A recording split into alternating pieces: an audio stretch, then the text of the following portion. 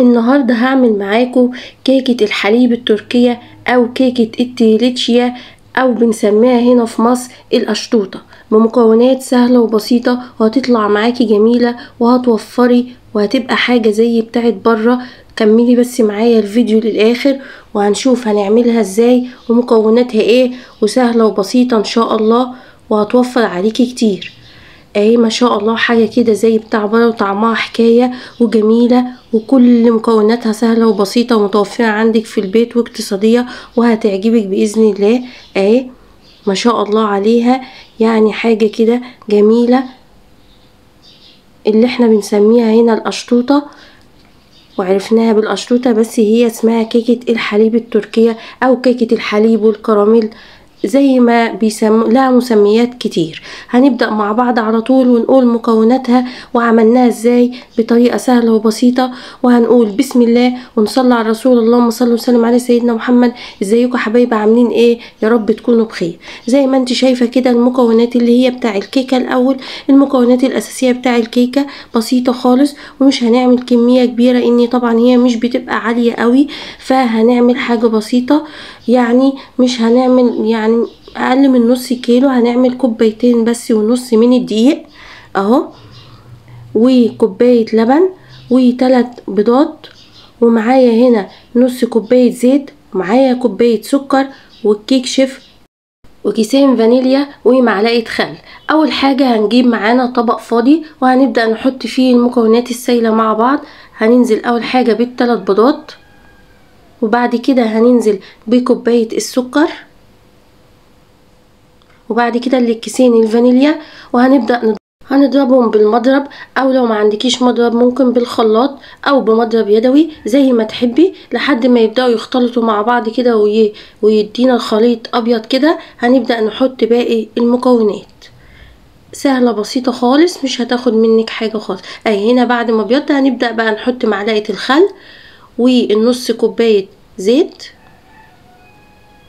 اهو، وبعد كده ايه هنحط الكوبايه اللبن، بس انا ما حطيتهاش كلها بس احتجتها بعدين، بس في البدايه ما حطيتهاش كلها على ما اشوف الخليط معايا هيبقى قوامه عامل ازاي، وبعد كده لو احتجتها بزودها. تمام، وقلبتهم كده قلبتهم بالمضرب، وبعد كده هجيب الدقيق معايا في مصفى كده وهنخله زي ما احنا متعودين، علشان طبعا قلنا بنخلي الكيكه تبقى عاليه وهشه وطريه ان احنا بننخل الدقيق. وهنجيب عليه الكيك شيف ونفضيه ونبدا ننخل الكوبايتين ونص. الكوبايتين ونص دول يعني ما يعادل ربع كيلو دقيق. تمام اهو، ننخلهم كويس وبعد كده هنبدأ نقلب الخليط كويس. وبعد ما قلبت الخليط لقيته ايه تقيل معايا، ازوده. طب ما عنديش لبن زوديه بميه عادي مفيش مشكله خالص لحد ما قوامه يبقى كويس وخلاص على كده. يعني انا زودته بقيت كوبايه اللبن واحتجت كوبايه لبن تانية، يعني انا احتجت هنا كوبايتين لبن. ادي باقي الكوبايه الاولانيه وطلع لسه قوامه تقيل فاحتجت كوبايه معايا كمان اهو زي ما انت شايفه كده. احتجت كمان كوبايه لبن، يبقى كوبايتين ونص دقيق عليهم كوبايتين لبن. ادي القوام اهو. بعد كده بقى هجيب صينيه، وطبعا زي ما احنا عارفين قبل ما بنشتغل في اي كيكه بيبقى الفرن شغال معانا. تمام، هجيب صينيه وابطنها كده بالزيت وابدا انزل الخليط فيها واحط الكيكه في البوتاجاز لحد ما تستوي. وخلال بقى ما الكيكه في الفرن كده هبدا اعمل ايه، هبدا اجهز الحاجات التانية اللي هي الكريمه والكريم كراميل. هجهز كل حاجه، خليكم بس معايا للاخر وهنشوف كل حاجه بالتفصيل. ادي ادخلها في الفرن بقى. هجيب معايا كوبايه كريمه وكوبايه لبن مثلجه وهبدا اضربها زي ما انت شايفه كده. عايزه تضربيها بميه برضو بس تبقى مثلجه. لو انت بقى وصلت لحد هنا ولسه جديده في القناه وما تعرفينيش، انا رانيا ودي قناتي بقدم فيها وصفات سهله وبسيطه واقتصاديه على قد الايد. يا ريت تشتركي في القناه وتفعلي الجرس عشان يوصلك كل جديد، ولو انت معايا في القناه متنسيش تعملي لايك وتقولي لي رايك في الكومنتات اهو. نبدأ نضربها بالمضرب خالص لحد زي ما احنا عارفين بيبقى لها بتبقى قوامها تقيل كده. تعمليها بالمضرب كده تعمل زي سن معاكي، يبقى كده خلاص الكريمة تمام اهي.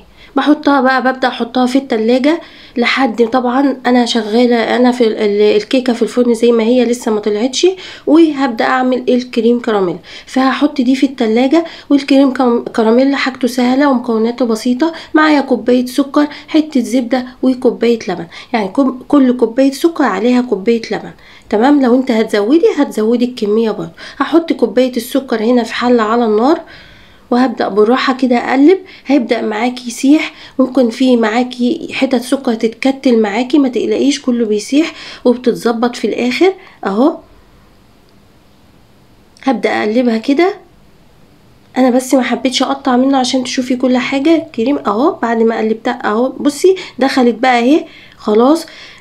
خدت لون بس فيها حتت متكتله. بالراحه خالص برضو اهو، فضلت اقلب ومهديه عليها كده خلاص. هبدا بقى انزل بحته الزبده، هتعمل معاكي زي فوران كده، ما تقلقيش برضو كل ده بيتفكك. وهنا ملحوظه بقى، هنضيف عليها كوبايه اللبن. يا ريت كوبايه اللبن تكون دافيه، عشان لو بدرجه حراره يعني ايه، لو هي في التلاجة ومطلعاها كده تحطيها، هيبدا السكر يجمد معاكي ويبقى يفك معاكي، بس هي ايه، هيبقى بصعوبه شويه. انما لما تكون دافيه والعسل والسكر على النار كده، فهتتعمل معاكي على طول، هيفك معاكي على طول. وكل ما بتسيبيه على البوتاجاز قوامه بيتقل. هنا بعد ما قطعه الزبده دابت خالص اهي، هبدا انزل بكوبايه اللبن. وزي ما قلتلك يا ريت تخليها دافيه. تمام اهو، مفيش اي حاجه متكتله.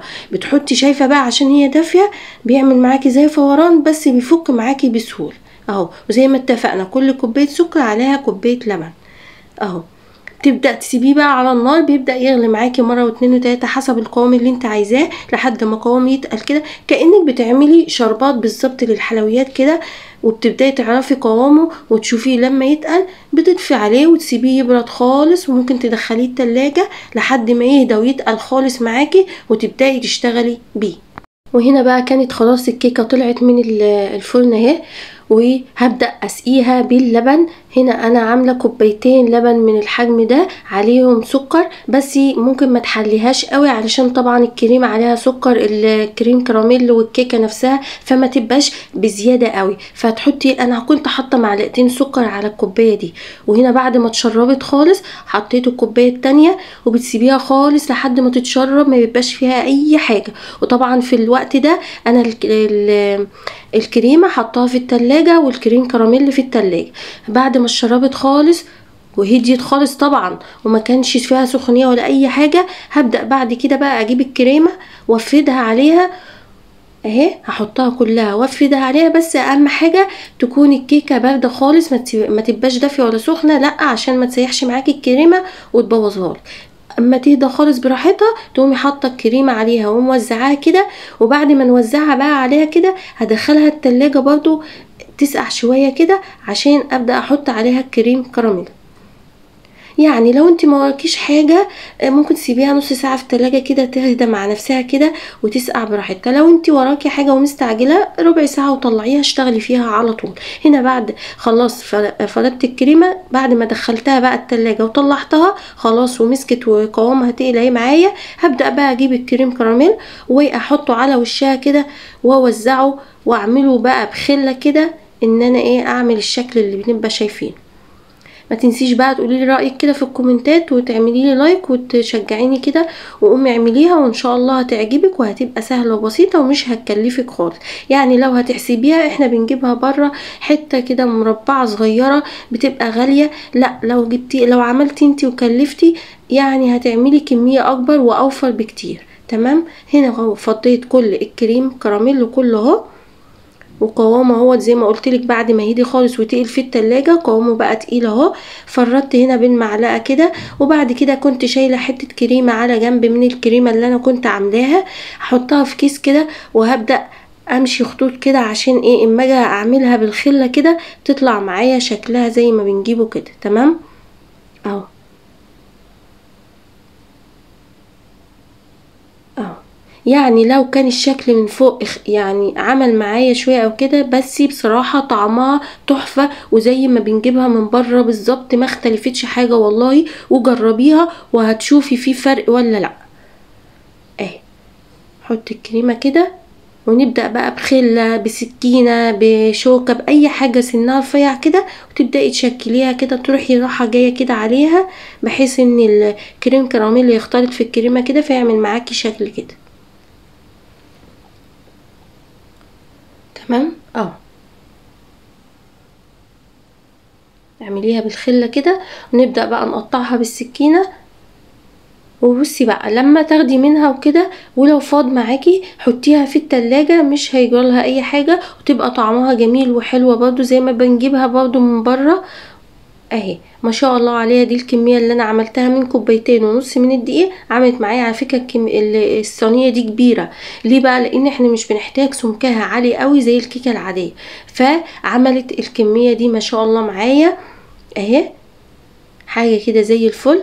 نبدأ نقطعها بقى وتطلعي منها كده وتاكليها، جميلة جميلة بجد.